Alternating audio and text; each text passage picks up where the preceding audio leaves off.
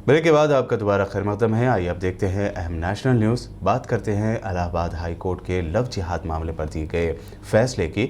उत्तर प्रदेश की योगी सरकार की जानिब से लाए गए मुबैना लव जिहाद कानून पर सीएम योगी को बार बार झटके मिल रहे हैं।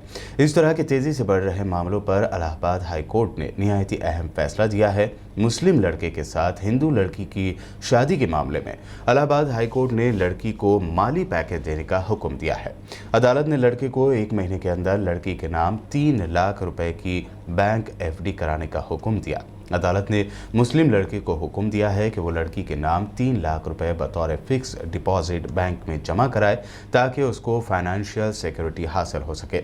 अदालत ने अपने फैसले में ये भी कहा है कि लड़की को मजहब तब्दील करने और दूसरे मजहब के लड़के से शादी करने के बाद ख़ानदान और समाज की तरफ से सख्त नाराज़गी का सामना करना पड़ता है। ऐसे में लड़की को सहारा देने के लिए माली सिक्योरिटी की सख्त ज़रूरत है।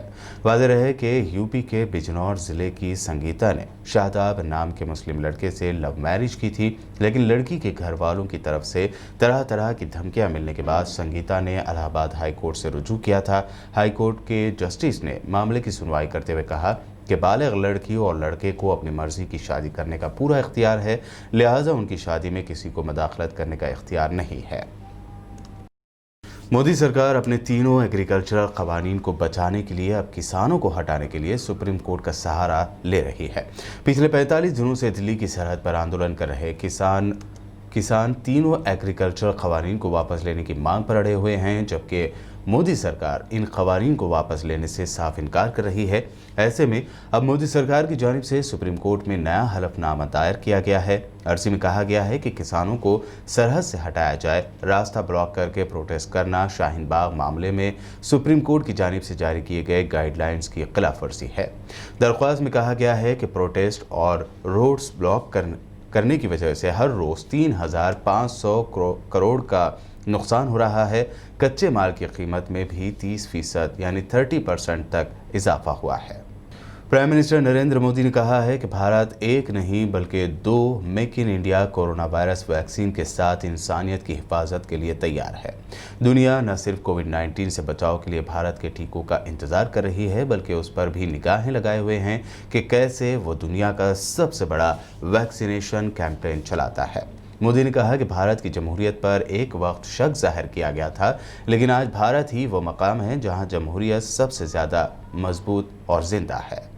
आज भारत एक नहीं बल्कि 2 made in India corona vaccine के साथ मानवता की सुरक्षा के लिए तैयार है। दुनिया की फार्मेसी होने के नाते दुनिया के हर जरूरतमंद तक जरूरी दवाएं पहुंचाने का काम भारत ने पहले भी किया है और आज भी कर रहा है।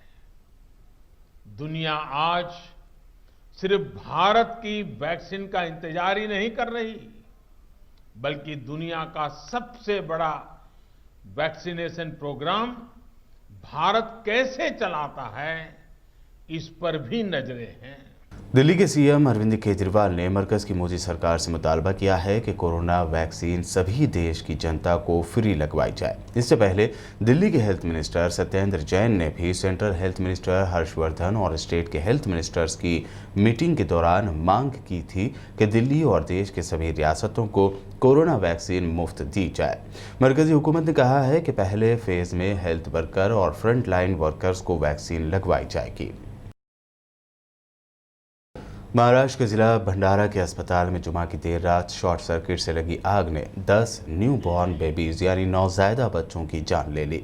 जिला अस्पताल में 17 बच्चे केयर यूनिट में मौजूद थे, तभी अस्पताल में आग लगी। 17 में से सिर्फ 7 बच्चों को ही बचाया जा सका। महाराष्ट्र हुकूमत ने इस वाक़े के जाँच के अहकाम जारी कर दिए हैं। वहीं महलूक बच्चों के अफराद ख़ानदान को 5-5 लाख रुपए मुआवजे का भी ऐलान किया है। दूसरी जानिब पीएम मोदी समेत राहुल गांधी व दीगर कई सियासी कायदीन ने इस वाक़े पर गहरे दुख का इजहार किया है।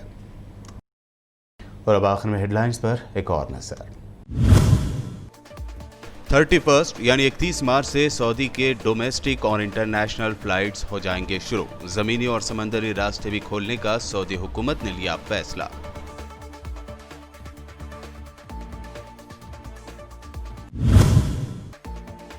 नॉर्थ कोरिया के रहनुमा किम जोंग उन ने फिर अमेरिका को बताया अपना बदतरीन दुश्मन। कहा, दुश्मन ताकतों को रोकने के लिए अपने न्यूक्लियर वेपन्स को बनाएंगे मजीद बेहतर।